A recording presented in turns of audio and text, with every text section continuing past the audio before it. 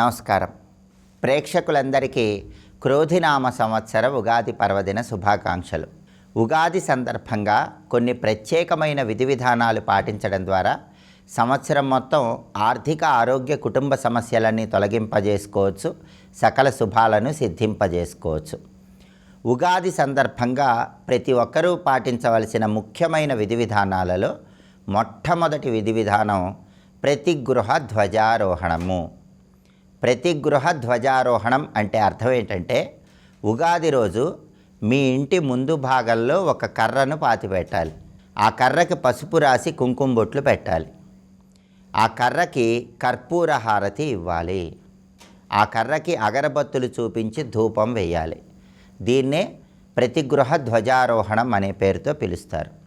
ఆ కర్రను బ్రహ్మధ్వజము లేదా ఇంద్రధ్వజము అనే పేరుతో పిలుస్తారు.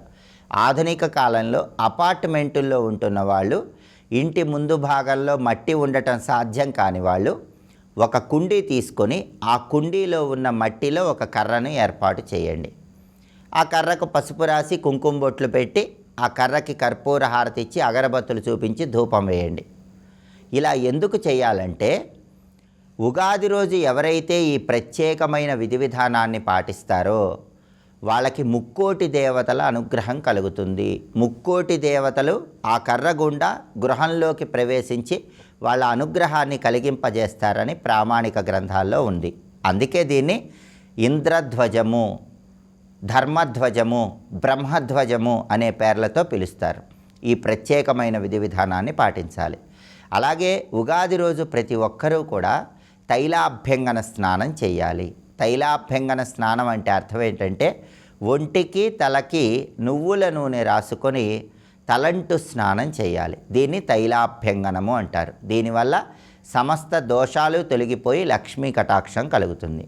అలాగే స్నానం చేసిన తర్వాత లక్ష్మీ, గణపతి, సరస్వతి ఈ ముగ్గురు ఉన్నటువంటి చిత్రపటానికి గంధం బొట్లు, కుంకుమ బొట్లు అలంకరించి మల్లెపూల మాలను అలంకరించాలి. అలా చేస్తే సంవత్సరం మొత్తం లక్ష్మీ, గణపతి, సరస్వతుల అనుగ్రహం కలుగుతుంది. సర్వదేవతలను ఉగాది రోజు దవనంతో పూజించాలి.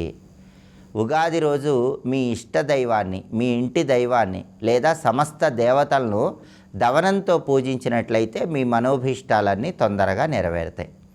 అలాగే స్నానం చేసిన తర్వాత ఉగాది పచ్చడిని స్వీకరించాలి. ఉగాది పచ్చడి స్వీకరించేటప్పుడు నింబ కుసుమ భక్షణం చెయ్యాలి అని శాస్త్రాల్లో చెప్పారు.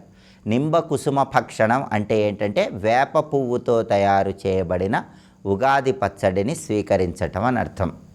ఈ నింబ కుసుమ భక్షణం చేసేటప్పుడు, వేప పువ్వుతో తయారు చేయబడిన ఉగాది పచ్చడిని స్వీకరించేటప్పుడు, స్వీకరించటానికి ముందు ఒక మంత్రం చదువుకొని ఉగాది పచ్చడి తినాలి.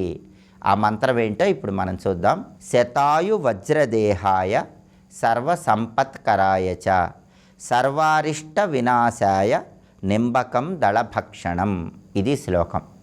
ఈ శ్లోకంలో ఉన్న అర్థాన్ని పరిశీలిస్తే, శతాయు వజ్రదేహాయ సర్వసంపత్కరాయ చ అంటే నిండు నూరేళ్ళు వజ్రం లాంటి దృఢమైనటువంటి శరీరంతో జీవించటానికి, అంటే సంపూర్ణమైనటువంటి ఆరోగ్యంతో జీవించటానికి, సర్వసంపత్కరాయ చ సమస్త సంపదలు లభించటానికి, సర్వారిష్ట వినాశాయ అన్ని అరిష్టాలు తొలగింపజేసుకోవటానికి నింబకం దళభక్షణం ఈ ఉగాది పచ్చడిని నేను తింటున్నాను అని చెప్పటమే ఈ శ్లోకంలో ఉన్న అర్థం. కాబట్టి ఈ శ్లోకం చదువుకున్నాక ఉగాది పచ్చడి తింటే ఉగాది రోజు సమస్త శుభాలను సిద్ధింపజేసుకోవచ్చు.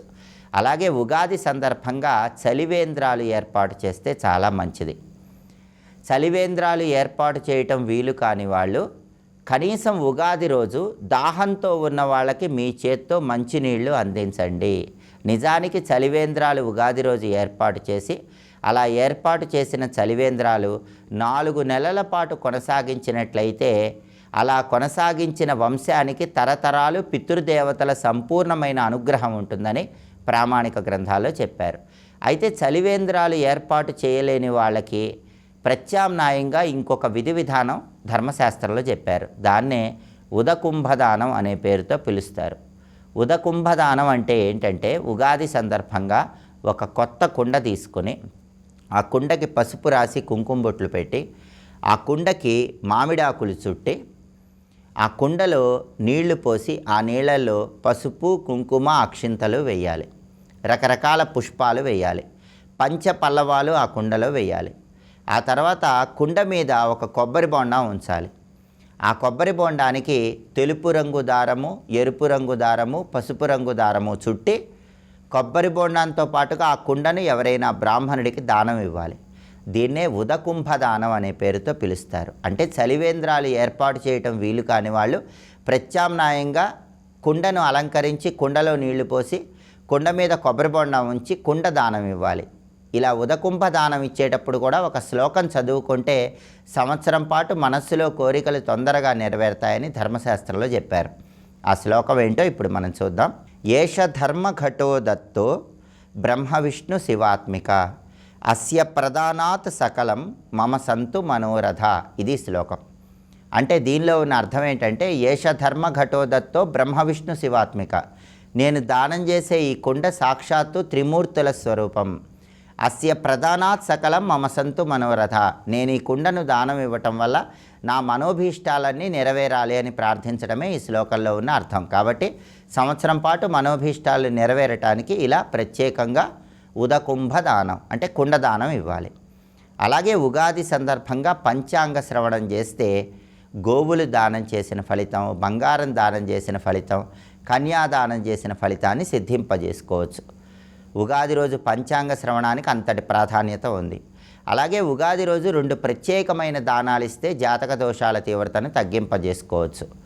ఆ దానాలు ఏంటంటే గొడుగు దానం, పాదరక్షలు దానం. ఈ 2 దానాలు ఇస్తే ఉగాది సందర్భంగా ఉత్తమ ఫలితాలు కలుగుతాయి.